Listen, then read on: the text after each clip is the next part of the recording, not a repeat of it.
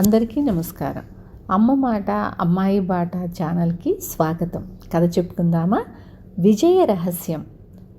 ఉజ్బెకిస్తాన్లోని ఒక రాజ్యానికి కమలుద్దీన్ అనే యువకుడు సుల్తాను అయ్యాడు.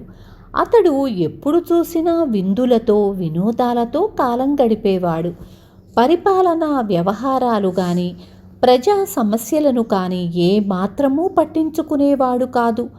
ఒకనాడు సుల్తాను ఉద్యానవనంలో ఒంటరిగా ఉన్నప్పుడు ప్రధానమంత్రి ఆయనను కలుసుకొని, ప్రభు, మన రాజ్యం మీదికి పొరుగు రాజ్యం సుల్తాను దండెత్తనున్నాడని చారుల ద్వారా తెలిసింది. దాడిని ఎదుర్కోవడానికి మనం వెంటనే సన్నాహాలు చెయ్యాలి అన్నాడు.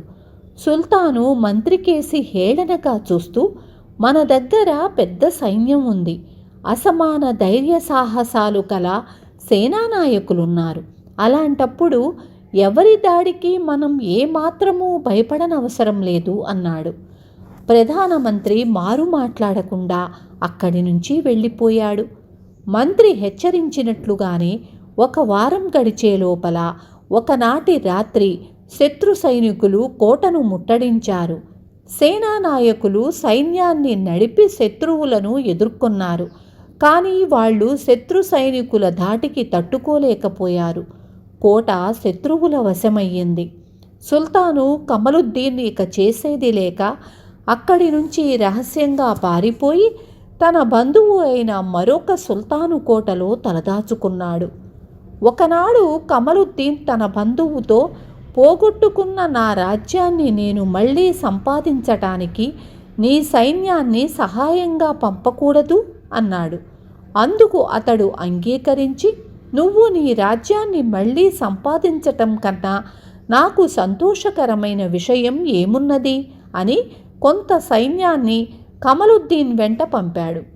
సైన్యాన్ని వెంట పెట్టుకుని కొంత దూరం వెళ్ళిన కమలుద్దీన్ దారిలో చల్లని నీడనిచ్చే ఒక చెట్టు కనిపించింది. దానిని చూడగానే, ఇంతమంది సైనికులున్నారు కదా, వీళ్ళు సునాయాసంగా కోటను జయించి నాకు అప్పగించలేరా? దీనికి నేను కూడా వెళ్ళాలా అని ఆలోచించసాగాడు. మరుక్షణమే సేనానాయకుణ్ణి పిలిచి, మీరు వెళ్ళి శత్రు సైనికులను పారద్రోలి కోటను వశపరుచుకొని నాకు కబురు పంపండి, నేను ఈ చెట్టు నీడనే ఉంటాను అని ఆజ్ఞాపించాడు. సైన్యం ముందుకు నడిచింది. కమలుద్దీన్ గుర్రాన్ని చెట్టు బోదెకు కట్టివేసి అక్కడే కూర్చొని ద్రాక్షపానీయం తాగుతూ తన సైన్యం కోటను వశపరుచుకుందన్న విజయవార్త కోసం కలలు కనసాగాడు. కానీ సాయంత్రానికల్లా తన సైనికులు చాలామంది యుద్ధంలో మరణించినట్లు, మిగిలిన వారు శత్రువులకు బందీలుగా పట్టుబడిపోయినట్లు అతనికి వర్తమానం అందింది. ఆ వార్త వినగానే అతనికి మతిపోయినంత పనయ్యింది. తన ముఖాన్ని బంధువుకు చూపలేకపోయాడు. అక్కడి నుంచి పిచ్చివాడిలా ఎక్కడెక్కడో తిరిగి నానా అవస్థలు పడి ఆఖరికి ఖదీదాన్ అనే సుల్తాను కొలువులో చేరాడు. ఖదీదాన్ దగ్గర ఉన్న సైన్యాన్ని చూసి, ఇంత పెద్ద సైన్యమే కనుక ఉంటే పోగొట్టుకున్న రాజ్యాన్ని ఈ క్షణమే సులభంగా జయించుకోగలను అనుకున్నాడు కమలుద్దీన్. అయినా తను ఎవరైనది చెప్పకుండా తనకు ఏర్పడిన దుస్థితికి విచారిస్తూ సుల్తానుకు అంగరక్షకుడిగా ఉద్యోగం చేస్తూ కాలం గడపసాగాడు. ఒకసారి హఠాత్తుగా పక్క రాజ్యం సైనికులు ఖదీదాన్ కోటను ముట్టడించారు. అప్పుడు ఖదీదాన్ స్వయంగా సేనకు నాయకత్వం వహించి శత్రుసేనలను ఎదుర్కొన్నాడు. అతడి సైన్యంలో యోధులైన సైనికులు, ధైర్య సాహసాలకు పేరొందిన సేనానాయకులు ఉన్నారు. అయినా ఖదీదాన్ స్వయంగా సేనకు నాయకత్వం వహించటం కమలుద్దీన్కు అమితాశ్చర్యం కలిగించింది. యుద్ధంలో ఖదీదాన్ సైనికులు శత్రు సైనికులను అవలీలగా ఓడించారు. మర్నాడు కమలుద్దీన్ ఖదీదాన్ను సమీపించి, ప్రభు, సమర్థులైన సేనానాయకులు, అసంఖ్యాకులైన సైనికులు ఉన్నా తమరే ఎందుకు ప్రాణాలకు తెగించి సేనలకు నాయకత్వం వహించి యుద్ధరంగంలో ప్రవేశించారో నాకు అంతుపట్టడం లేదు అన్నాడు. కేవలం సమర్థులైన సేనానాయకులు పెద్ద సైన్యము మాత్రమే యుద్ధంలో విజయాన్ని సాధించగలవనుకోవడం సరికాదు.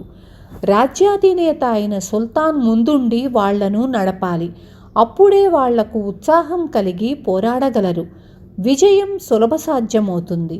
ఇదే విజయ రహస్యం అన్నాడు ఖదీదాన్ చిన్నగా నవ్వుతూ.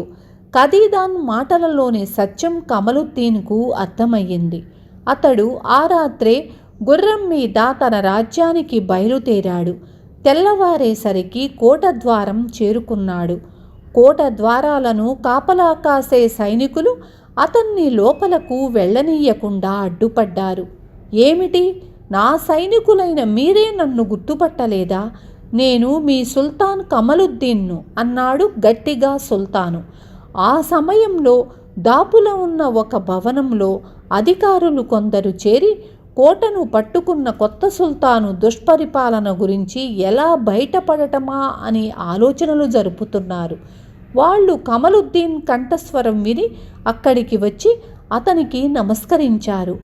కమలుద్దీన్ రాజ్యంలోనే రహస్యంగా ఉంటూ అధికారులు చెయ్యదలచిన తిరుగుబాటుకు స్వయంగా నాయకత్వం వహించాడు. 2 వారాలలో పథకం ప్రకారం తిరుగుబాటు జరిపి శత్రువును చంపి కమలుద్దీన్ తన సింహాసనాన్ని దక్కించుకున్నాడు. అప్పటి నుంచి అతడు విలాస జీవితాన్ని మానుకొని ప్రజాక్షేమమే ప్రధానంగా భావించి పరిపాలన జరిపి అచిరకాలంలోనే ప్రజల మన్ననలను పొందాడు. విన్నారు కదా. రేపు మళ్ళీ ఇంకొక మంచి కథతో మీ ముందుకొస్తాను.